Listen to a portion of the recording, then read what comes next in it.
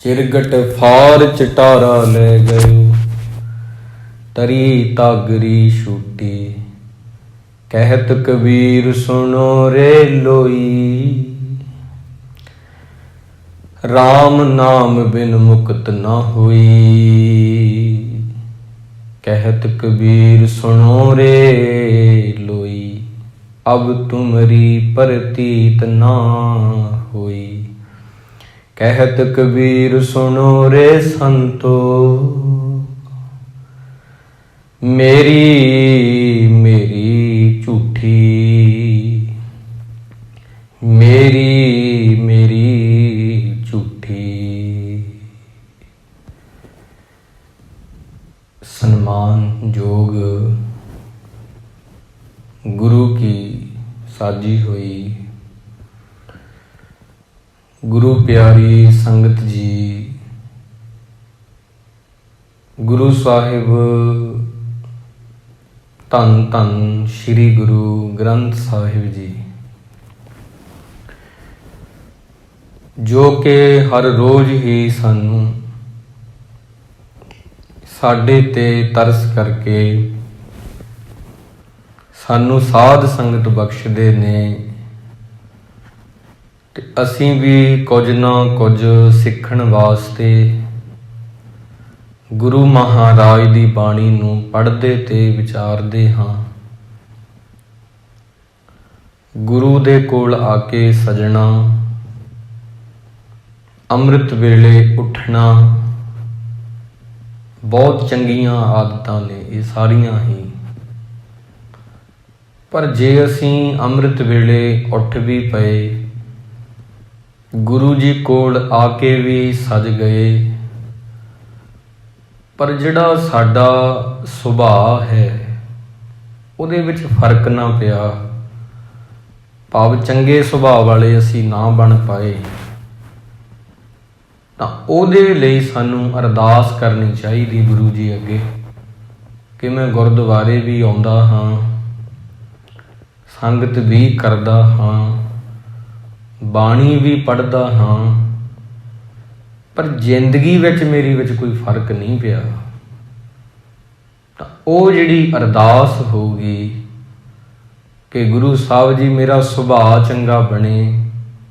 ਤੁਹਾਡਾ ਸੁਭਾਅ ਚੰਗਾ ਹੈ, ਗੁਰੂ ਦਾ ਸੁਭਾਅ ਕਿੰਨਾ ਚੰਗਾ ਹੈ, ਪਰ ਮੇਰਾ ਸੁਭਾਅ ਚੰਗਾ ਨਹੀਂ ਹੈ, ਤਾਂ ਮੇਰੇ ਤੇ ਕੋਈ ਰਹਿਮਤੀ ਕਰੋ, ਤਰਸ ਕਰੋ। ਇਹ ਅਰਦਾਸ ਕਰਕੇ ਗੁਰੂ ਕੋਲ ਬੈਠੋ, ਫਿਰ ਜਦੋਂ ਬਾਣੀ ਸੁਣੋਗੇ ਜਾਂ ਪੜ੍ਹੋਗੇ ਜ਼ਰੂਰ ਫਰਕ ਪਊਗਾ। ਸੋ ਆਓ ਆਪਾਂ ਹੁਣ ਗੁਰਬਾਣੀ ਦੀ ਵਿਚਾਰ ਨੂੰ ਆਰੰਭ ਕਰੀਏ। ਪਿਆਰਿਓ, ਸਾਰੀਆਂ ਸੰਗਤਾਂ ਪਿਆਰ ਦੇ ਨਾਲ ਆਖੀਏ ਜੀ, ਵਾਹਿਗੁਰੂ ਜੀ ਕਾ ਖਾਲਸਾ, ਵਾਹਿਗੁਰੂ ਜੀ ਕੀ ਫਤਿਹ। ਅੱਜ ਦਾ ਜੋ ਪਾਵਨ ਬਚਨ ਹੈ, ਇਹ ਸ਼੍ਰੀ ਗੁਰੂ ਰਾਮਦਾਸ ਜੀ ਮਹਾਰਾਜ, ਉਹਨਾਂ ਦੀ ਮਿੱਠੀ ਰਸਨਾ ਤੋਂ ਗਾਇਨ ਕੀਤਾ ਹੋਇਆ ਸ਼ਬਦ ਹੈ, ਜੋ ਕਿ ਰਾਗ ਬੈਰਾੜੀ ਦੇ ਵਿੱਚ 719 ਅੰਗ ਤੇ 720 ਅੰਗ ਤੇ ਜਾ ਕੇ ਇਹਦੀ ਸੰਪੂਰਨਤਾ ਹੁੰਦੀ ਹੈ। ਸੋ ਗੁਰੂ ਰਾਮਦਾਸ ਜੀ ਨੇ ਇਸ ਸ਼ਬਦ ਦੇ ਅੰਦਰ ਇੱਕ ਵੱਡੇ ਗੁਣ ਬਾਰੇ, ਸਿੱਖ ਦੇ ਵਿੱਚ ਜਿਹੜਾ ਵੱਡਾ ਗੁਣ ਹੁੰਦਾ ਉਹਦਾ ਹੀ ਜ਼ਿਕਰ ਕੀਤਾ। ਆਮ ਅਸੀਂ ਦੇਖਿਓ ਕਦੇ ਜ਼ਿੰਦਗੀ ਵਿੱਚ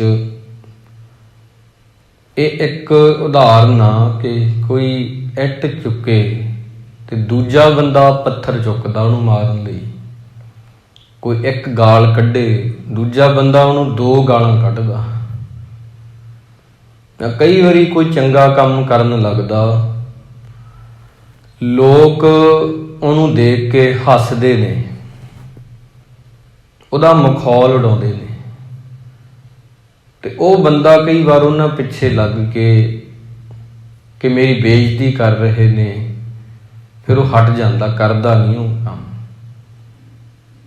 ਪਰ ਦੁਨੀਆ ਦੇ ਵਿੱਚ ਗੁਰੂ ਰਾਮਦਾਸ ਜੀ ਕਹਿੰਦੇ ਕੁਝ ਐਸੇ ਲੋਕ ਹੁੰਦੇ ਨੇ ਜਿਹੜੇ ਕਿਸੇ ਦੇ ਚਲਾਇਆਂ ਚੱਲਦੇ ਨੇ, ਪਰ ਜਿਹੜਾ ਹੁਣ ਰੱਬ ਦਾ ਪਿਆਰਾ ਵਾ, ਉਹਨੂੰ ਦੇਖ ਕੇ ਲੋਕ ਭਾਵੇਂ ਹੱਸਣ, ਭਾਵੇਂ ਉਹਦਾ ਮਖੌਲ ਉਡਾਉਣ, ਭਾਵੇਂ ਉਹਨੂੰ ਮਾੜਾ ਆਖਣ, ਭਾਵੇਂ ਉਹਨੂੰ ਗਾਲਾਂ ਕੱਢਣ, ਭਾਵੇਂ ਉਹਨੂੰ ਜੋ ਮਰਜ਼ੀ ਕਰ ਦੇਣ, ਪਰ ਉਹ ਆਪਦਾ ਗੁਣ ਨਹੀਂ ਛੱਡਦਾ। ਬੈਰਾੜੀ ਮਹੱਲਾ ਚੌਥਾ। ਹਰ ਜਨ ਰਾਮ ਨਾਮ ਗੁਣ ਗਾਵੇ, ਜੇ ਕੋਈ ਨਿੰਦ ਕਰੇ ਹਰ ਜਨ ਕੀ, ਆਪਣਾ ਗੁਣ ਨਾ ਗਵਾਵੇ। ਉਹ ਆਪਦਾ ਗੁਣ ਨਹੀਂ ਛੱਡਦਾ, ਆਪਣਾ ਗੁਣ ਨਾ ਗਵਾਵੇ। ਉਹ ਆਪਦਾ ਸੁਭਾਅ ਨਹੀਂ ਛੱਡਦਾ। ਹੁਣ ਬਿਲਕੁਲ ਜਿੱਦਾਂ ਚੰਦਨ ਦਾ ਬੂਟਾ ਹੈ, ਉਹਦੇ ਦੁਆਲੇ ਸੱਪ ਆ ਜਾਂਦੇ ਨੇ, ਉਹਨੂੰ ਘੇਰਾ ਪਾ ਲੈਂਦੇ ਨੇ, ਉਹਦੀਆਂ ਟਾਹਣੀਆਂ ਨਾਲ ਲਿਪਟ ਜਾਂਦੇ ਨੇ, ਪਰ ਚੰਦਨ ਜਿਹੜਾ ਹੈ ਉਹਨਾਂ ਦੇ ਆਉਣ ਕਰਕੇ ਆਪਣੀ ਜਿਹੜੀ ਠੰਡਕ ਆ ਛੱਡਦਾ ਨਹੀਂ, ਉਹਨਾਂ ਦੀ ਜ਼ਹਿਰ ਲੈਂਦਾ ਨਹੀਂ। ਚੰਦਨ ਦਾ ਬੂਟਾ ਮਲਿਆਗਰ ਭੁਯੰਗਮ ਬੇਢਿਓ, ਤਾਂ ਸੀਤਲਤਾ ਨਾ ਤਜੰਤ। ਸੱਪਾਂ ਦੇ ਆਉਣ ਦੇ ਨਾਲ ਚੰਦਨ ਜਿਹੜਾ ਹੈ ਉਹ ਕਦੇ ਵੀ ਆਪਣੀ ਠੰਡਕ ਤੇ ਆਪਣੀ ਮਹਿਕ, ਆਪਣੀ ਖੁਸ਼ਬੂ ਨਹੀਂ ਛੱਡਦਾ, ਭਾਵੇਂ ਉਹਦੀਆਂ ਟਾਹਣੀਆਂ ਨੂੰ ਉਹ ਲਿਪਟ ਜਾਂਦੇ ਨੇ, ਆ ਕੇ ਟਾਹਣੀਆਂ ਨਾਲ ਲਮਕ ਜਾਂਦੇ ਨੇ, ਕਿਉਂਕਿ ਉਹਨਾਂ ਨੂੰ ਸ਼ਾਂਤੀ ਮਿਲਦੀ ਆ, ਸੱਪਾਂ ਨੂੰ ਸ਼ਾਂਤੀ ਮਿਲਦੀ ਆ ਚੰਦਨ ਕੋਲ ਆ ਕੇ। ਉਹਨਾਂ ਦੀ ਜ਼ਹਿਰ ਜਿਹੜੀ ਆ ਉਹਨੂੰ ਠੰਡ ਮਿਲਦੀ ਆ। ਇਸ ਕਰਕੇ ਕਬੀਰ ਸੰਤ ਨ ਛਾਡੈ ਸੰਤਈ, ਜੋ ਕੋਟਿਕ ਮਿਲੈ ਅਸੰਤ। ਸੰਤ ਜਿਹੜੇ ਹੁੰਦੇ ਨੇ ਉਹ ਆਪਣਾ ਸੰਤਪੁਣਾ ਨਹੀਂ ਛੱਡਦੇ ਹੈਗੇ, ਸੁਭਾਅ ਨਹੀਂ ਛੱਡਦੇ। ਜਾਂ ਸਿੱਖ ਜਿਹੜਾ ਵਾ ਉਹ ਆਪਦਾ ਸੁਭਾਅ ਨਹੀਂ ਛੱਡਦਾ, ਜਾਂ ਗੁਰੂ ਜੀ ਜਿਹੜੇ ਨੇ ਆਪਦਾ ਸੁਭਾਅ ਨਹੀਂ ਛੱਡਦੇ। ਇਤਿਹਾਸ ਦੀ ਇੱਕ ਘਟਨਾ ਆਉਂਦੀ ਹੈ ਇਹਦੇ ਵਿੱਚ। ਗੁਰੂ ਤੇਗ ਬਹਾਦਰ ਜੀ ਮਹਾਰਾਜ, ਜਿਨ੍ਹਾਂ ਨੂੰ ਜਦੋਂ ਬਕਾਲੇ ਦੇ ਵਿੱਚ ਰਹਿੰਦੇ ਸੀ, ਹਜੇ ਗੁਰੂ ਨਹੀਂ ਸੀ ਪ੍ਰਗਟ ਹੋਏ, ਲੋਕ ਉਹਨਾਂ ਨੂੰ ਕਹਿੰਦੇ ਸੀ ਇਹ ਤੇਗਾ ਹੈ, ਕਮਲਾ, ਮਸਤਾਨਾ, ਜਿਹਨੂੰ ਕਬੀਲਦਾਰੀ ਦੀ ਕੋਈ ਸਮਝ ਨਹੀਂ, ਲੈਣ ਦੇਣ ਦਾ ਕੋਈ ਫਿਕਰ ਨਹੀਂ, ਜਿਹੜਾ ਘੱਟ ਬੋਲਦਾ, ਕਿਸੇ ਦੀ ਸੁਣਦਾ ਨਹੀਂ, ਜਿਹਨੂੰ ਖਾਣਾ ਪੀਣਾ ਨਹੀਂ ਆਉਂਦਾ, ਇੰਨੇ ਲਫ਼ਜ਼ ਬੋਲਦੇ ਸੀ। ਕਮਲਿਆਂ ਵਾਂਗੂ ਅੰਦਰ ਬੈਠਾ ਰਹਿੰਦਾ ਹੈ। ਗੁਰੂ ਤੇਗ ਬਹਾਦਰ ਜੀ ਨੂੰ ਉਹਨਾਂ ਦੀਆਂ ਗੱਲਾਂ ਦਾ ਕੋਈ ਫਰਕ ਨਹੀਂ ਪਿਆ। ਉਹਨਾਂ ਆਪਦਾ ਗੁਣ ਨਹੀਂ ਛੱਡਿਆ। ਕੋਈ ਕਮਲਾ ਕਹੇ, ਕੋਈ ਹੱਸੇ, ਤੇਰੀ ਭਗਤ ਨ ਛੋਡੋ ਭਾਵੇਂ ਲੋਗ ਹੱਸੈ। ਇਹ ਵਾਲੀ ਜਿਹੜੀ ਪੰਕਤੀ ਆ, ਇਹ ਗੁਰੂ ਤੇਗ ਬਹਾਦਰ ਜੀ ਨੇ ਕਰ ਦਿਖਾਈ। ਤੇਰੀ ਬੰਦਗੀ ਕਰਨੀ ਆਪਾਂ ਛੱਡਣੀ ਨਹੀਂ, ਭਾਵੇਂ ਕਿ ਜਿਹੜੇ ਲੋਕ ਨੇ ਉਹ ਮੇਰੇ ਤੇ ਹੱਸਦੇ ਨੇ। ਇਹ ਤੁਹਾਨੂੰ ਬਹੁਤ ਉਦਾਹਰਨਾਂ ਮਿਲ ਜਾਣਗੀਆਂ। ਬਹੁਤ ਐਸੇ ਭਗਤ ਹੋਏ। ਭਗਤ ਨਾਮਦੇਵ ਜੀ ਨਾਲ ਬੜਾ ਧੱਕਾ ਕੀਤਾ ਗਿਆ। ਬਾਹਮਣਾਂ ਨੇ ਉਹਨਾਂ ਨੂੰ, ਜਿਹੜੇ ਬ੍ਰਾਹਮਣ ਸੀ, ਤੇ ਧੱਕੇ ਮਾਰ ਕੇ ਕੱਢਿਆ ਬਾਹਰ, ਪਰ ਉਹ ਬੰਦਗੀ ਕਰਨੋਂ ਨਹੀਂ ਹਟੇ। ਤਾਂ ਜਿਹੜਾ ਰੱਬ ਦਾ ਪਿਆਰਾ ਹੁੰਦਾ ਉਹ ਕਦੇ ਵੀ ਆਪਦਾ ਗੁਣ ਨਹੀਂ ਛੱਡਦਾ। ਮਹਾਤਮਾ ਬੁੱਧ ਜੀ ਨਾਲ ਵੀ ਇਵੇਂ ਹੁੰਦਾ ਰਿਹਾ। ਲੋਕ ਆਉਂਦੇ ਰਹੇ, ਉਹਨਾਂ ਨੂੰ ਗਾਲਾਂ ਕੱਢਦੇ ਰਹੇ, ਪਰ ਉਹਨਾਂ ਨੂੰ ਰੱਤਾ ਭਰ ਵੀ ਫਰਕ ਨਹੀਂ ਪਿਆ। ਤਾਂ ਇੱਕ ਦਿਨ ਮਹਾਤਮਾ ਬੁੱਧ ਜੀ ਸਜੇ ਹੋਏ ਸੀ। ਉਹਨਾਂ ਕੋਲ ਉਹਨਾਂ ਦਾ ਕੋਈ ਸੇਵਕ ਸ਼ਿਸ਼ ਜਿਹੜਾ ਸੀ, ਭਿਕਸ਼ੂ ਬਣਨਾ ਚਾਹੁੰਦਾ ਸੀ, ਚੱਲ ਕੇ ਆਇਆ। ਉਹਨੇ ਆ ਕੇ ਇਹੀ ਪੁੱਛਿਆ ਕਿ ਜੀਵਨ ਨੂੰ ਜਿਉਣ ਦਾ ਕੋਈ ਢੰਗ ਦੱਸੋ, ਕੀ ਹੈ? ਕਿਵੇਂ ਤੁਸੀਂ ਇੱਦਾਂ ਲੋਕਾਂ ਦੀਆਂ ਗਾਲਾਂ ਵੀ ਸਹਿ ਲੈਂਦੇ ਹੋ, ਤੇ ਉਹਨਾਂ ਦੀ ਜਿਹੜੀ ਕੀਤੀ ਉਸਤਤ ਆ, ਕਈ ਤੁਹਾਨੂੰ ਚੰਗਾ ਕਹਿੰਦੇ ਨੇ, ਉਹਦੇ ਨਾਲ ਤੁਸੀਂ ਫੁੱਲਦੇ ਨਹੀਂ, ਭਾਵ ਕਿ ਕੋਈ ਫਰਕ ਨਹੀਂ ਤੁਹਾਨੂੰ ਪੈਂਦਾ। ਉਦੋਂ ਮਹਾਤਮਾ ਬੁੱਧ ਜੀ ਨੇ ਜਿਹੜੀ ਗੱਲ ਆਖੀ, ਗੁਰੂ ਨਾਨਕ ਜੀ ਨੇ ਵੀ ਜ਼ਿੰਦਗੀ ਜਿਉਣ ਲਈ ਉਹ ਸਾਨੂੰ ਕਹੀ ਆ ਗੱਲ। ਕਹਿਣ ਲੱਗੇ, ਇਉਂ ਕਰੋ, ਹੁਣ ਕਬਰਾਂ ਵਿੱਚ ਜਾਓ, ਜਿੱਥੇ ਮੁਰਦੇ ਦਫਨਾਏ ਨੇ, ਉੱਥੇ ਜਾ ਕੇ ਉਹਨਾਂ ਲੋਕਾਂ ਦੀ ਵਡਿਆਈ ਸੋਭਾ ਕਰਕੇ ਆਓ ਜਿਹੜੇ ਮੁਰਦੇ ਨੇ। ਉਹ ਜਿਹੜਾ ਚੇਲਾ ਸੀ ਚਲਾ ਗਿਆ, ਉਹਨੇ ਗਾਲਾਂ ਉਹਨਾਂ ਨੂੰ, ਭਾਵ ਕਿ ਪਹਿਲਾਂ ਉਹਨਾਂ ਦੀ ਉਸਤਤ ਕੀਤੀ ਆ, ਉਹਨਾਂ ਨੂੰ ਚੰਗਾ ਚੰਗਾ ਆਖਿਆ। ਉਹ ਜਿਹੜੇ ਮੁਰਦੇ ਪਏ ਸੀ, ਵਾਪਸ ਆ ਗਿਆ, ਕਹਿਣ ਲੱਗਾ ਬੁੱਧ ਜੀ, ਮੈਂ ਕੱਢਿਆ ਆਇਆ ਹਾਂ ਜੋ ਤੁਸੀਂ ਆਪ ਜੀ ਨੇ ਕਿਹਾ, ਆਪਣੇ ਮੁਖ ਤੋਂ ਉਹ ਬਚਨ ਮੈਂ ਸਾਰੇ ਹੀ ਬੋਲ ਦਿੱਤੇ। ਚੰਗਾ ਚੰਗਾ ਮੁਰਦਿਆਂ ਨੂੰ ਕਿਹਾ, ਵੱਡਾ ਵੱਡਾ ਵੀ ਆਖ ਦਿੱਤਾ। ਬੁੱਧ ਜੀ ਕਹਿਣ ਲੱਗੇ ਹੁਣ ਤੂੰ ਇਉਂ ਕਰ, ਫੇਰ ਜਾ ਇੱਕ ਵਾਰ ਫਿਰ ਤੋਂ ਉਹਨਾਂ ਨੂੰ ਹੁਣ ਮਾੜੇ ਸ਼ਬਦ ਕਹਿ ਕੇ ਆ। ਉਹ ਲਾਸ਼ਾਂ ਜਿਹੜੀਆਂ ਦਫਨਾਈਆਂ ਨੇ ਕਹਿ ਕੇ ਆ, ਉਹ ਫਿਰ ਗਿਆ, ਉਹਨੇ ਫਿਰ ਮਾੜੇ ਲਫ਼ਜ਼ ਬੋਲੇ, ਪਹਿਲਾਂ ਚੰਗੇ ਬੋਲੇ, ਫਿਰ ਮਾੜੇ ਲਫ਼ਜ਼ ਬੋਲੇ, ਗਾਲਾਂ ਵੀ ਕੱਢੀਆਂ, ਫਿਰ ਵਾਪਸ ਆ ਗਿਆ ਕੱਢ ਕੇ। ਮਹਾਤਮਾ ਬੁੱਧ ਜੀ ਨੂੰ ਕਹਿਣ ਲੱਗਾ ਮੈਂ ਆ ਗਿਆ ਵਾਪਸ। ਤਾਂ ਕਹਿੰਦੇ ਹੁਣ ਤੂੰ ਦੱਸ, ਕੋਈ ਉੱਥੇ ਫਰਕ ਪਿਆ ਤੇਰੇ ਬੋਲਣ ਦੇ ਨਾਲ? ਜਦੋਂ ਪਹਿਲਾਂ ਤੂੰ ਉਸਤਤ ਕੀਤੀ ਆ ਉਦੋਂ ਉਹਨਾਂ ਨੂੰ ਕੋਈ ਫਰਕ ਪਿਆ? ਉਹ ਕਹਿੰਦਾ ਨਹੀਂ। ਜਦੋਂ ਤੂੰ ਗਾਲਾਂ ਕੱਢੀਆਂ ਕੋਈ ਫਰਕ ਪਿਆ? ਨਹੀਂ। ਭਾਵ ਜਦੋਂ ਤੂੰ ਉਸਤਤ ਕੀਤੀ ਕੀ ਉਹ ਭਾਵ ਫੁੱਲ ਗਏ ਸੀ, ਉਹਨਾਂ ਨੇ ਪੈਰ ਛੱਡ ਦਿੱਤੇ? ਨਹੀਂ। ਜੇ ਤੂੰ ਨਿੰਦਿਆ ਕੀਤੀ ਫਰਕ ਪਿਆ? ਨਹੀਂ। ਕਹਿੰਦੇ ਬਸ ਆਹੀ ਮੇਰੀ ਜ਼ਿੰਦਗੀ ਆ। ਜਬ ਲਗ ਦੁਨੀਆ ਰਹੀ ਹੈ ਨਾਨਕ, ਕਿਛ ਸੁਣੀਐ ਕਿਛ ਕਹੀਐ। ਜਦੋਂ ਤੱਕ ਦੁਨੀਆ 'ਚ ਰਹਿਣਾ ਹੈ, ਲੋਕਾਂ ਨੇ ਤੁਹਾਨੂੰ ਕੁਝ ਕਹਿਣਾ ਵੀ ਆ, ਤੁਹਾਨੂੰ ਸੁਣਨਾ ਵੀ ਪੈਣਾ। ਕੰਨ ਵੀ ਤੁਹਾਡੇ ਕੋਲ ਨੇ, ਜ਼ੁਬਾਨ ਵੀ ਤੁਹਾਡੇ ਕੋਲੇ ਆ। ਜ਼ੁਬਾਨ ਬੋਲੇਗੀ, ਟਲੇਗੀ ਨਹੀਂ। ਕੰਨ ਸੁਣਨਗੇ, ਸੁਣਨਾ ਹੀ ਪੈਣਾ ਲੋਕਾਂ ਦੀਆਂ ਗੱਲਾਂ। ਪਰ ਭਾਲ ਰਹੇ ਹਮ ਰਹਿਣ ਨਾ ਪਾਇਆ, ਜੀਵ ਤੇ ਅਮਰ ਰਹੀਏ। ਜਿਉਂਦਿਆਂ ਜੀ ਮਰਿਆਂ ਵਰਗੇ ਹੋ ਕੇ ਰਹੋ। ਜਿੱਦਾਂ ਲਾਸ਼ ਹੁੰਦੀ ਆ, ਉਹਨੂੰ ਕੋਈ ਉਸਤਤ ਦਾ ਕੋਈ ਫਰਕ ਨਹੀਂ ਪੈਂਦਾ, ਨਿੰਦਿਆ ਦਾ ਵੀ ਕੋਈ ਫਰਕ ਨਹੀਂ ਪੈਂਦਾ। ਹੂ ਬਹੂ ਮਹਾਤਮਾ ਜਿਹੜੇ ਹੁੰਦੇ ਨੇ, ਗੁਰੂ ਸਾਹਿਬਾਨ ਜਿਹੜੇ ਹੁੰਦੇ ਨੇ, ਉਹ ਅੰਦਰੋਂ ਇੱਦਾਂ ਬਿਲਕੁਲ ਇਹਨਾਂ ਦਾ ਜੀਵਨ ਇਹ ਹੁੰਦਾ ਵੀ ਤੁਸੀਂ ਉਹਨਾਂ ਨੂੰ ਭਾਵੇਂ ਉਹਨਾਂ ਦੀ ਸੋਭਾ ਕਰ ਦਿਓ, ਕੋਈ ਫਰਕ ਨਹੀਂ ਪੈਣਾ। ਉਹਨਾਂ ਦੀ ਹੈ ਹੀ ਸੋਭਾ, ਉਹ ਵੱਡੇ ਨੇ, ਤੁਸੀਂ ਉਹਨਾਂ ਨੂੰ ਛੋਟਾ ਕਹਿ ਦਿਓ, ਕੋਈ ਫਰਕ ਉਹਨਾਂ ਨੂੰ ਪੈਣਾ ਨਹੀਂ। ਆਮ ਜਿਹੜੀ ਅੱਜ ਸਾਰੇ ਹੁਕਮਨਾਮੇ 'ਚ ਗੱਲ ਇਹੀ ਆਖੀ ਗਈ ਆ, ਸਾਨੂੰ ਕੋਈ ਵੱਡਾ ਕਹਿ ਦੇਵੇ, ਅਸੀਂ ਕਿਸੇ ਦੇ ਕਹਿਣ ਨਾਲ ਵੱਡੇ ਹੋ ਜਾਂਦੇ ਆ, ਫਿਰ ਉਹੀ ਬੰਦਾ ਆ ਕੇ ਸਾਨੂੰ ਛੋਟਾ ਕਹਿ ਦੇਵੇ, ਫਿਰ ਸਾਨੂੰ ਤਕਲੀਫ ਹੁੰਦੀ ਆ, ਕਿਉਂਕਿ ਸਾਨੂੰ ਲੱਗਦਾ ਅਸੀਂ ਛੋਟੇ ਹੋ ਗਏ। ਗੁਰੂ ਤੇ ਸਿੱਖ ਜਿਹੜੇ ਨੇ ਉਹ ਜੋ ਹੈਗੇ ਨੇ ਉਹ ਹੈਗੇ ਨੇ, ਕਿਸੇ ਦੇ ਕਹਿਣ ਨਾਲ ਵੱਡੇ ਨਹੀਂ ਬਣ ਰਹੇ, ਕਿਸੇ ਦੇ ਕਹਿਣ ਨਾਲ ਛੋਟੇ ਨਹੀਂ ਹੋ ਰਹੇ। ਤਾਂ ਜਦੋਂ ਤੁਸੀਂ ਇਹ ਚੀਜ਼ ਕਰਨੀ ਸ਼ੁਰੂ ਕਰ ਦਿਓਗੇ, ਉਦੋਂ ਨਾ ਤੁਹਾਡੀ ਕੋਈ ਉਸਤਤ ਕਰ ਸਕੇਗਾ ਤੇ ਨਾ ਤੁਹਾਡੀ ਕੋਈ ਨਿੰਦਿਆ ਕਰ ਸਕੇਗਾ ਕਦੇ ਵੀ। ਦੋਨੇ ਚੀਜ਼ਾਂ ਜਿਹੜੀਆਂ ਛੱਡਣੀਆਂ ਪੈਣਗੀਆਂ। ਬੰਦਾ ਇਹ ਕਹਿੰਦਾ ਮੇਰੀ ਸੋਭਾ ਹੋਵੇ ਪਰ ਮੇਰੀ ਨਿੰਦਿਆ ਨਾ ਹੋਵੇ। ਇਸ ਕਰਕੇ ਜੇ ਛੱਡਣੀਆਂ ਤਾਂ ਦੋਨੋਂ ਹੀ ਚੀਜ਼ਾਂ ਛੱਡੋ। ਜੇ ਤੁਸੀਂ ਕਹੋਗੇ ਉਸਤਤ ਹੋਈ ਚੱਲੇ, ਨਿੰਦਿਆ ਨਾ ਹੋਵੇ, ਇਹ ਕਦੇ ਵੀ ਨਹੀਂ ਹੋਵੇਗਾ। ਉਸਤਤ ਵੀ ਹੋਊਗੀ ਤੁਹਾਡੀ, ਨਿੰਦਿਆ ਵੀ ਤੁਹਾਡੀ ਹੋਊਗੀ। ਤੁਹਾਡੇ ਆਪਣੇ ਹੀ ਕਰਨਗੇ, ਜਿਹੜੇ ਤੁਹਾਨੂੰ ਜਾਣਦੇ ਆ, ਜਿਹੜੇ ਤੁਹਾਡੇ ਨਾਲ ਬਹਿੰਦੇ ਨੇ ਨਾਲੇ, ਉਹ ਕਰਨਗੇ। ਦੂਜਿਆਂ ਨੇ ਕੀ ਲੈਣਾ ਹੈ? ਤਾਂ ਇਹ ਚੀਜ਼ਾਂ ਤੁਸੀਂ ਉਹਨਾਂ ਨੂੰ ਕਰਨ ਦਿਓ, ਪਰ ਤੁਹਾਨੂੰ ਕੋਈ ਫਰਕ ਨਾ ਪਵੇ ਉਹਨਾਂ ਦੇ ਬੋਲਣ ਨਾਲ। ਉਹ ਜਿਹੜੀ ਜ਼ਿੰਦਗੀ ਹੁੰਦੀ ਆ, ਉਹ ਬਸ ਉਹ ਸੰਗਤ ਵਿੱਚੋਂ ਮਿਲਦੀ, ਉਹਨੂੰ ਸੰਗਤ ਕਹਿੰਦੇ ਆ। ਇਕੱਲਾ ਗੁਰਦੁਆਰੇ ਆਉਣਾ, ਕਹਿਣਾ ਮੇਰਾ ਮਨ ਸਾਫ਼ ਆ, ਕੁਝ ਮੈਨੂੰ ਕਰਨ ਦੀ ਲੋੜ ਨਹੀਂ, ਬਾਣੀ ਪੜ੍ਹਨ ਦੀ ਲੋੜ ਨਹੀਂ। ਕਦੇ ਗੁਰਦੁਆਰੇ ਆ ਕੇ ਬੈਠੋ, ਜਦੋਂ ਬਹਿਣਾ ਹੈ ਤਾਂ 80-90 ਵਾਰ ਮਨ ਕਹਿੰਦਾ ਵੀ ਉੱਠ ਇੱਥੋਂ, ਟਿਕਦਾ ਨਹੀਂ ਮਨ। ਫਿਰ ਉਦੋਂ ਦੇਖ ਵੀ ਉਦੋਂ ਕਹਿ ਮਨ ਠੀਕ ਆ ਕਿ ਤੇਰਾ ਨਹੀਂ ਠੀਕ। ਤਾਂ ਇਹ ਚੀਜ਼ਾਂ ਤੈਨੂੰ ਆਪਦੇ ਆਪ 'ਚ ਬੰਦਿਆ ਸਮਝਣੀਆਂ ਪੈਣਗੀਆਂ। ਤੇਰਾ ਮਨ ਠੀਕ ਆ ਜਦ ਤੂੰ ਗੁਰੂ ਕੋਲ ਆ ਕੇ ਬਹਿਣਾ। ਜੇ ਤਾਂ ਉਹ ਟਿਕਦਾ ਹੈ ਤਾਂ ਫਿਰ ਤੂੰ ਇਹ ਕਹਿ ਵੀ ਹਾਂ ਠੀਕ ਆ। ਜੇ ਉਹ 70-80 ਵਾਰ ਕਹੀ ਜਾਂਦਾ ਉੱਠ ਉੱਠ ਉੱਠ ਇੱਥੋਂ ਚਲਿਆ ਜਾ, ਫਿਰ ਉਹ ਕਾਹਦਾ ਠੀਕ ਆ। ਬਸ ਆਹੀ ਇੱਕ ਕਸਵੱਟੀ ਆ ਗੁਰੂ ਨੂੰ ਸਮਝਣ ਦੀ। ਕਹਿਣ ਦਾ ਭਾਵ ਮੇਰੇ ਇਹ ਆ, ਰਿਮੋਟ ਜਿਹੜਾ ਤੁਹਾਡਾ ਹੈ ਜ਼ਿੰਦਗੀ ਦਾ, ਉਹ ਕਦੇ ਕਿਸੇ ਬੰਦੇ ਨੂੰ ਨਾ ਫੜਾ ਦਿਓ। ਉਹਨੇ ਤੁਹਾਨੂੰ ਦੱਬਣਾ, ਬਟਨ ਪ੍ਰੈਸ ਕਰੂ, ਤੁਹਾਨੂੰ ਚਲਾਉਣ ਲੱਗ ਜਾਊਗਾ। ਕਦੇ ਵੀ ਨਹੀਂ। ਗੁਰੂ ਤੋਂ ਬਿਨਾਂ ਆਪਦੀ ਜ਼ਿੰਦਗੀ ਦਾ ਰਿਮੋਟ ਜਿਹੜਾ ਕੰਟਰੋਲ ਆ, ਕਿਸੇ ਨੂੰ ਨਾ ਦੇਵੋ ਕਦੇ ਵੀ।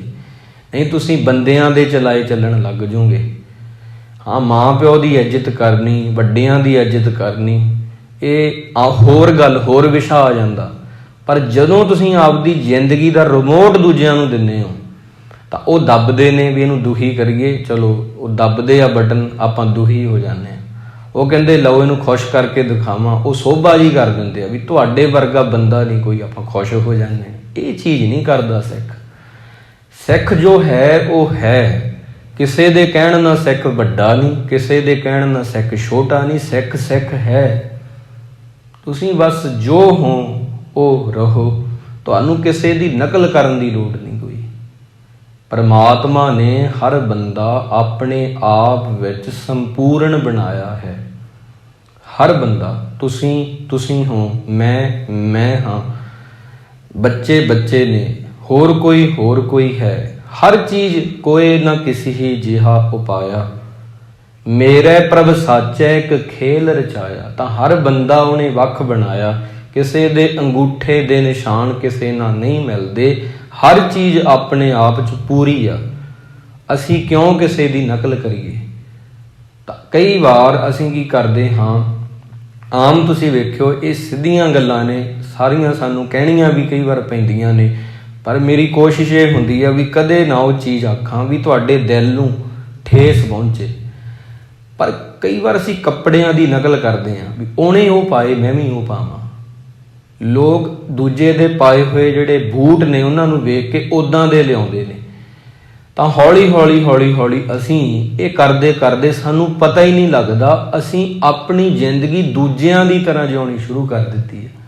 ਜਦੋਂ ਕਿ ਗੁਰੂ ਨੇ ਤੁਹਾਨੂੰ ਇੱਕ ਖਾਸ ਬਣਾਇਆ, ਤੁਸੀਂ ਆਪਾਂ ਕਿਉਂ ਕਿਸੇ ਦੀ ਨਕਲ ਕਰਨੀ ਭਾਈ? ਅਸੀਂ ਹੋਰ ਚੀਜ਼ਾਂ, ਉਹ ਹੋਰ ਆ। ਕੋਏ ਨਾ ਕਿਸੇ ਹੀ ਜਿਹਾ ਉਪਾਇਆ। ਹਾਂ, ਜੇ ਨਕਲ ਕਰਨ ਦਾ ਮਨ ਹੀ ਹੈ ਤਾਂ ਉਹ ਇਹ ਕਰੋ ਕਿ ਗੁਰੂ ਦਾ ਸੁਭਾਅ ਜਿਵੇਂ ਦਾ ਮੈਂ ਉੱਦਾਂ ਦਾ ਆਪਦਾ ਬਣਾਵਾਂ। ਇਹ ਕਾਪੀ ਕਰੋ, ਇਹ ਮੁੱਲ ਵੀ ਪਊਗਾ ਇਹ ਚੀਜ਼ਾਂ ਦਾ। ਤਾਂ ਇਹ ਚੀਜ਼ਾਂ ਜਿਹੜੀਆਂ ਨੇ ਪਿਆਰਿਓ, ਗੁਰੂ ਸਾਹਿਬ ਜੀ ਸਾਨੂੰ ਬਹੁਤ ਪਿਆਰ ਨਾਲ ਸਿਖਾਉਂਦੇ ਨੇ। ਤਾਂ ਬਾਣੀ ਜਿਹੜੀ ਆ, ਗੁਰਬਾਣੀ ਜਿਹੜੀ ਆ, ਉਹਨੂੰ ਸਮਝ ਕੇ ਪੜ੍ਹਨਾ ਬਹੁਤ ਜ਼ਰੂਰੀ ਆ। ਤੁਹਾਡੀ ਸਿਹਤ ਲਈ, ਤੁਹਾਡੇ ਮਨ ਲਈ ਤੇ ਤੁਹਾਡੇ ਧਨ ਲਈ ਵੀ। ਪੈਸੇ ਦੀ ਕਿਵੇਂ ਵਰਤੋਂ ਕਰਨੀ ਆ ਉਹਦੇ ਲਈ ਵੀ। ਇਤਿਹਾਸ ਦੀ ਇੱਕ ਸਾਖੀ ਆਉਂਦੀ, ਸਾਰਿਆਂ ਨੇ ਤੁਸੀਂ ਸੁਣੀ ਹੋਵੇਗੀ। ਬਹੁਤ ਸਮੇਂ ਤੋਂ ਇੱਥੇ ਕਈ ਕਥਾਵਾਚਕ ਵੀਰ ਜਿਹੜੇ ਨੇ ਆਪ ਜੀ ਨੂੰ ਸੁਣਾਉਂਦੇ ਰਹੇ ਨੇ। 6ਵੇਂ ਪਾਤਸ਼ਾਹ ਜੀ ਇੱਕ ਦਿਨ ਸਜੇ ਹੋਏ ਸੀ ਦੀਵਾਨ ਦੇ ਵਿੱਚ। ਕਹਿਣ ਲੱਗੇ, ਹੈ ਕੋਈ ਸਿੱਖ ਜਿਹੜਾ ਮੈਨੂੰ ਸ਼੍ਰੀ ਗੁਰੂ ਨਾਨਕ ਦੇਵ ਜੀ ਦੀ ਜਿਹੜੀ ਬਾਣੀ ਆ, ਜਪਜੀ ਸਾਹਿਬ ਜਿਹਦਾ ਨਾਮ ਆ, ਉਹ ਮੈਨੂੰ ਆ ਕੇ ਸੁਣਾਵੇ, ਕੰਠ ਵੀ ਤੇ ਸ਼ੁੱਧ ਵੀ, ਤੇ ਪੂਰੇ ਮਨ ਨਾਲ ਸੁਣਾਵੇ। ਬਾਣੀ ਨੂੰ ਪੜ੍ਹਨ ਦਾ ਸਟਾਈਲ ਜਿਹੜਾ ਹੈ, ਜੁਗਤ ਜਿਹੜੀ ਆ, ਉਹ ਇਹੀ ਆ ਵੀ ਤੁਸੀਂ ਜਦੋਂ ਪੜ੍ਹੋ ਉਦੋਂ ਤੁਹਾਡਾ ਮਨ ਨਾ ਬਾਹਰ ਨਿਕਲ ਕੇ ਜਾਵੇ, ਬਸ ਉਹ ਪੜ੍ਹੇ। ਤੇ ਭਾਈ ਗੋਪਾਲਾ ਜੀ ਸੀ ਉਹਨਾਂ ਦਾ ਨਾਮ। ਉਹ ਆ ਗਏ, ਉੱਠ ਕੇ ਕਹਿਣ ਲੱਗੇ, ਮਹਾਰਾਜ ਜੇ ਕਿਰਪਾ ਕਰੋ ਤਾਂ ਮੈਂ ਸੁਣਾ ਦਿਆਂ, ਸਰਵਣ ਕਰਵਾ ਦਿਆਂ।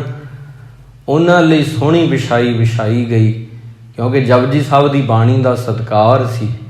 ਤੇ ਉਹਨਾਂ ਫਿਰ ਬਾਣੀ ਪੜ੍ਹਨੀ ਸ਼ੁਰੂ ਕੀਤੀ। ਸਾਰੀ ਪੜ੍ਹਦੇ 38 ਪੌੜੀਆਂ ਪੜ੍ਹਤੀਆਂ ਭਾਈ ਸਾਹਿਬ ਜੀ ਨੇ। ਉਹਨਾਂ ਨੇ ਇੰਨੀ ਸੋਹਣੇ ਤਰੀਕੇ ਨਾਲ ਪੜ੍ਹੀ। 6ਵੇਂ ਪਾਤਸ਼ਾਹ ਜੀ ਨੂੰ ਸੋਚਣਾ ਪਿਆ। ਇਤਿਹਾਸਕਾਰ ਕਹਿੰਦੇ ਵੀ ਇਹਨਾਂ ਨੂੰ ਕੀ ਦੇ ਦਈਏ, ਕੋਈ ਸੋਨਾ ਦੇ ਦਈਏ, ਚਾਂਦੀ ਦੇ ਦਈਏ। ਕਹਿੰਦੇ ਨਹੀਂ, ਇਹਦਾ ਮੁੱਲ ਨਹੀਂ ਹੋਊਗਾ। ਇਉਂ ਕਰਦਾ, ਮੈਂ ਉੱਠ ਕੇ ਸੰਗਤ ਵਿੱਚ ਬਹਿ ਜਾਂਦਾ, ਮੈਂ ਸਿੱਖ ਬਣ ਕੇ ਬੈਠਾਂਗਾ, ਭਾਈ ਗੋਪਾਲਾ ਜੀ ਗੁਰੂ ਬਣਨਗੇ। ਮੈਂ ਇਹਨਾਂ ਨੂੰ ਗੱਦੀ ਦੇ ਦਿੰਦਾ, 6ਵੇਂ ਆਪਦੀ ਗੱਦੀ ਛੱਡ ਕੇ ਇਹਨਾਂ ਨੂੰ ਵਾਰਸ ਬਣਾ ਦਿੰਦਾ। ਇੰਨੀ ਸੋਹਣੀ ਬਾਣੀ ਪੜ੍ਹ ਰਹੇ ਨੇ ਉਹ। ਕੁਦਰਤੀ ਤੌਰ 'ਤੇ ਜਿਵੇਂ ਰੱਬ ਦਾ ਭਾਣਾ ਹੁੰਦਾ, ਜਦੋਂ ਮਹਾਰਾਜ ਉੱਠੇ ਨੇ ਤਾਂ ਭਾਈ ਗੋਪਾਲਾ ਜੀ ਨੇ ਪੌੜੀਆਂ ਸਾਰੀਆਂ ਪੜ੍ਹ ਦਿੱਤੀਆਂ, ਇਕੱਲਾ ਸ਼ਲੋਕ ਰਹਿ ਗਿਆ ਜਿਹੜਾ ਪਵਨ ਗੁਰੂ ਪਾਣੀ ਪਿਤਾ। ਜਦੋਂ ਪੜ੍ਹਨ ਲੱਗੇ, ਮਨ 'ਚ ਆਇਆ ਮਨਾ, ਗੁਰੂ ਤਾਂ ਉੱਠ ਚੱਲਿਆ ਹੈ। ਇਹ ਤਾਂ ਚੱਲੇ ਨੇ, ਕਿਤੇ ਇਹ ਨਾ ਹੋਵੇ ਚਲੇ ਜਾਣ। ਜਾਂਦੇ ਇਹ ਹੋਊਗਾ ਵੀ ਆਪਦਾ ਘੋੜਾ ਤਾਂ ਮੈਨੂੰ ਦੇ ਜਾਣ, ਜਿਹੜਾ ਤਬੇਲੇ 'ਚ ਬੰਨਿਆ ਉਹ ਨਸਲ ਦਾ, ਸੋਹਣੀ ਨਸਲ ਦਾ ਘੋੜਾ ਕਿਤੇ ਦੇ ਦੇਣ ਤੇ ਗੱਲ ਬਣ ਜੇਗੀ। ਸਾਰੀ ਬਾਣੀ ਪੜ੍ਹਤੀ, 38 ਪੌੜੀਆਂ ਪੜ੍ਹਤੀਆਂ। ਸ਼ਲੋਕ ਜਿਨੀ ਨਾਮ ਤੇ ਆਇਆ ਗਏ ਮਸਕਤ ਘਾਲ, ਨਾਨਕ ਤੇ ਮੁਖ ਉਜਲੇ ਕੀਤੀ ਛੁੱਟੀ ਨਾਲ। ਬਸ ਆਹ 2 ਪੰਕਤੀਆਂ ਸੀ ਤੇ ਮਨ ਨੇ ਇੰਨੀਆਂ ਚੀਜ਼ਾਂ ਸੋਚ ਲਈਆਂ। ਗੁਰੂ ਸਾਹਿਬ ਜੀ ਨੇ ਉੱਠੇ, ਜਦੋਂ ਪਿਆਰ ਨਾਲ ਆਖਿਆ, ਗਲਵੱਕੜੀ ਵਿੱਚ ਲਿਆ, ਕਹਿਣ ਲੱਗੇ, ਪਾਤਸ਼ਾਹ ਜੀ ਬਾਣੀ ਕਿਵੇਂ ਪੜ੍ਹੀ ਗਈ ਆ? ਬਾਣੀ ਠੀਕ ਪੜ੍ਹੀ ਗਈ ਆ?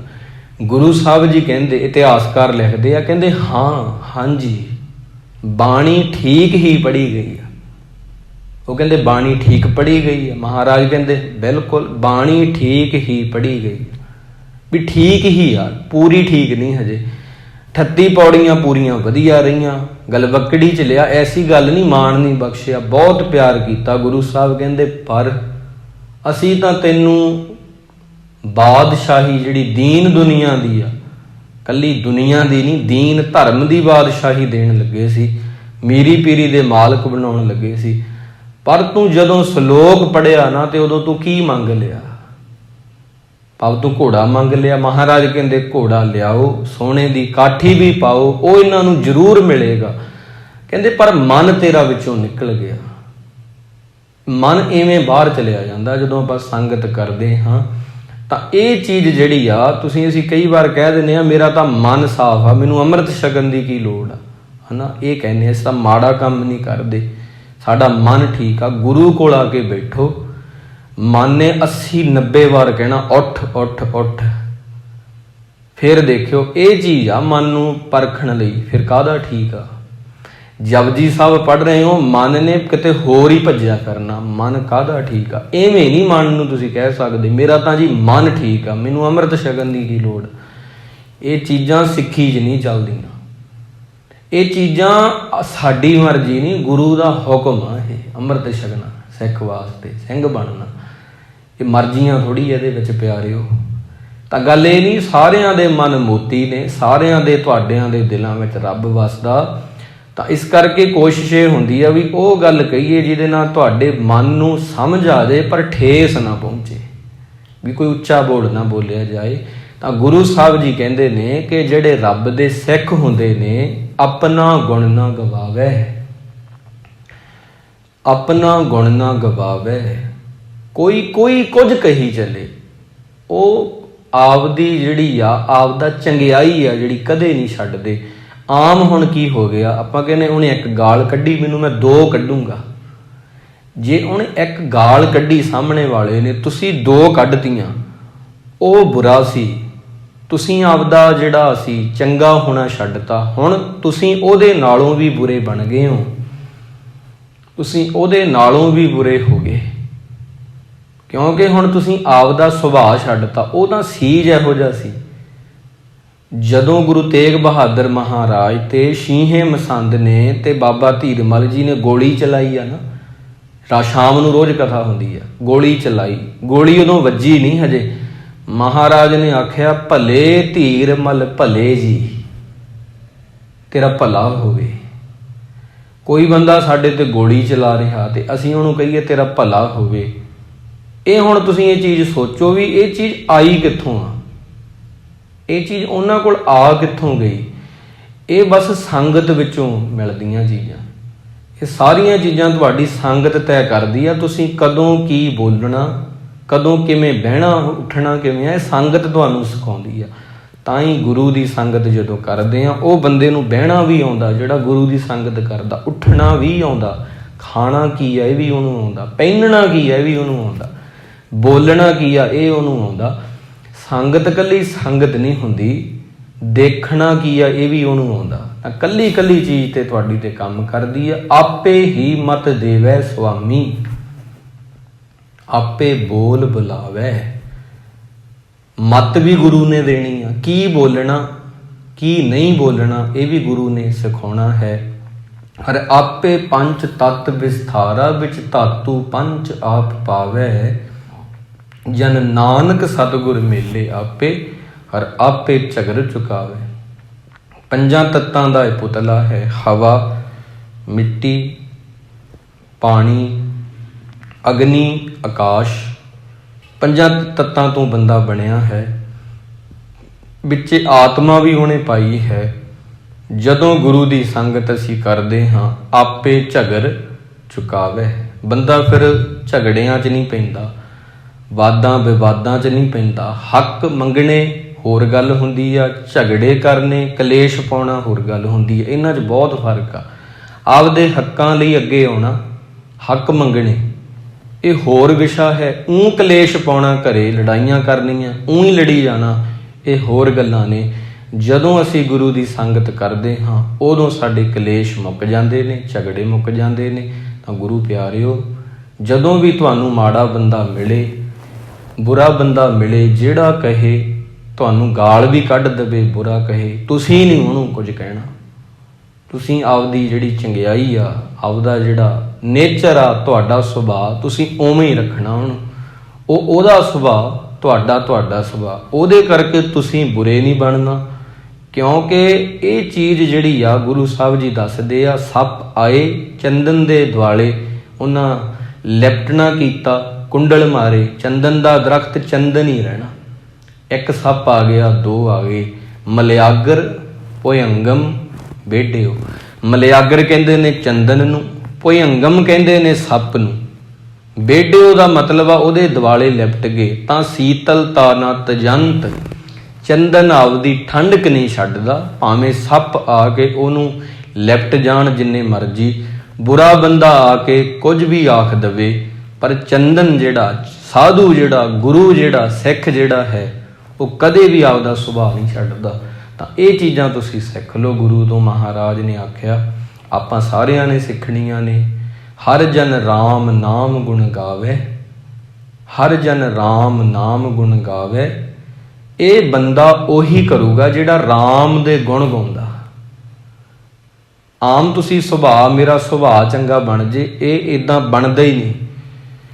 ਕਿਤਾਬਾਂ ਪੜ੍ਹ ਕੇ ਸੁਭਾਅ ਨਹੀਂ ਚੰਗਾ ਬਣਦਾ। ਕਿਤਾਬਾਂ ਪੜ੍ਹ ਕੇ ਸਿਰਫ ਕਲੈਰਿਟੀ ਆਉਂਦੀ ਹੈ, ਇੱਕ ਸਪਸ਼ਟਤਾ ਆਉਂਦੀ ਆ ਵਿਚਾਰਾਂ ਵਿੱਚ, ਚੰਗੇ ਮਾੜੇ ਦੀ ਸੋਝੀ ਆਉਂਦੀ ਆ। ਸੁਭਾਅ ਚੰਗਾ ਗੁਰੂ ਦੀ ਬਾਣੀ ਪੜ੍ਹ ਕੇ ਬਣਦਾ ਹੈ। ਸੁਭਾਅ ਚੰਗਾ ਵਾਹਿਗੁਰੂ ਜਪ ਕੇ ਬਣਦਾ ਹੈ। ਕਿਤਾਬਾਂ ਪੜ੍ਹਨ ਨਾਲ ਕਲੈਰਿਟੀ ਆਉਂਦੀ ਆ, ਉਹ ਬਹੁਤ ਜ਼ਿਆਦਾ ਜ਼ਰੂਰੀ ਆ। ਪਰ ਜਦੋਂ ਤੁਸੀਂ ਜਿਹੜਾ ਬਦਲਾਵ ਆ ਉਹ ਬੰਦਗੀ ਨਹੀਂ ਆਵੇਗਾ। ਇਸ ਕਰਕੇ ਜਾਂ ਤਾਂ ਤੁਸੀਂ ਇੰਨਾ ਵਾਹਿਗੁਰੂ ਕਹਿ ਲਓ, ਇੰਨਾ ਵਾਹਿਗੁਰੂ ਕਹੋ ਵੀ ਤੁਹਾਨੂੰ ਕਿਤਾਬਾਂ ਪੜ੍ਹਨ ਦੀ ਲੋੜ ਹੀ ਨਾ ਪਵੇ, ਜਾਂ ਤੁਸੀਂ ਇੰਨੀ ਚੰਗੀ ਤਰ੍ਹਾਂ ਕਿਤਾਬਾਂ ਪੜ੍ਹ ਲਓ ਕਿ ਤੁਹਾਨੂੰ ਸਮਝ ਆਵੇ ਕਿ ਵਾਹਿਗੁਰੂ ਕਹਿਣਾ ਹੀ ਜ਼ਿੰਦਗੀ ਆ। ਨਾ ਤਾਂ ਅਸੀਂ ਇੱਧਰਲੇ ਪਾਸੇ ਆ ਰਹੇ ਹਾਂ, ਨਾ ਉੱਧਰ ਜਾ ਰਹੇ ਹਾਂ। ਤਾਂ ਇਹ ਦੋਨੇ ਚੀਜ਼ਾਂ ਨਹੀਂ ਅਸੀਂ ਵਰਤ ਰਹੇ। ਦੁਨੀਆ ਦੀ ਸਭ ਤੋਂ ਵੱਡੀ ਚੀਜ਼ ਵਾਹਿਗੁਰੂ ਕਹਿਣਾ ਹੀ ਆ। ਪਰ ਉਹ ਕਹਿਣਾ ਕਿਵੇਂ ਆ? ਮਨ ਨਾ ਬਾਹਰ ਜਾਵੇ, ਪੂਰੇ ਮਨ ਨਾਲ ਕਹਿਣਾ ਹੈ। ਬਸ ਇਹੀ ਗੁਰੂ ਸਾਹਿਬ ਜੀ ਬਖਸ਼ਿਸ਼ ਕਰਦੇ ਨੇ। ਅੱਜ ਦੇ ਦੀਵਾਨ ਵਿੱਚ ਇਤਨਾ ਹੀ। ਗੁਰੂ ਸਾਹਿਬ ਜੀ ਕਿਰਪਾ ਕਰਨ, ਕੀਤੀ ਵਿਚਾਰ ਹਿਰਦਿਆਂ 'ਚ ਵਸੇ।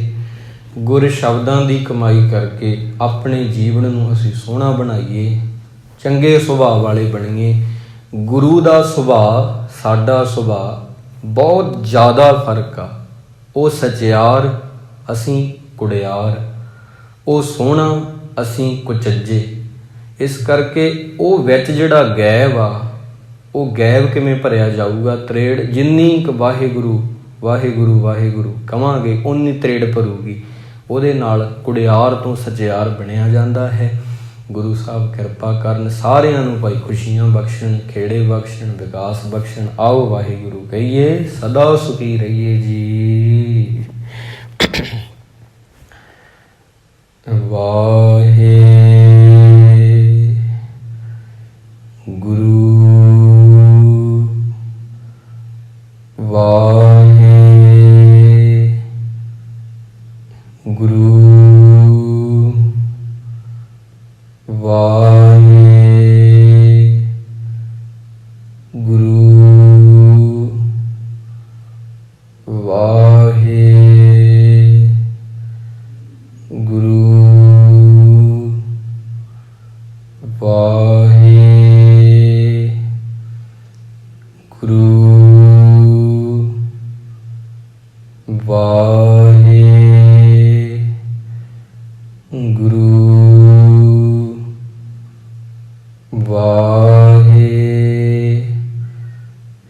ਵਾਹਿਗੁਰੂ।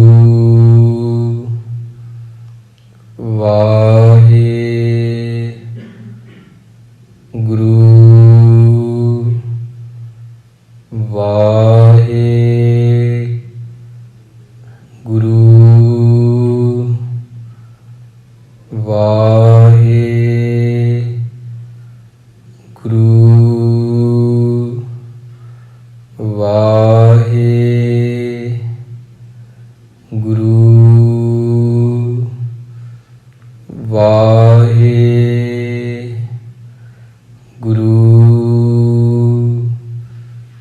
ਵਾਹਿ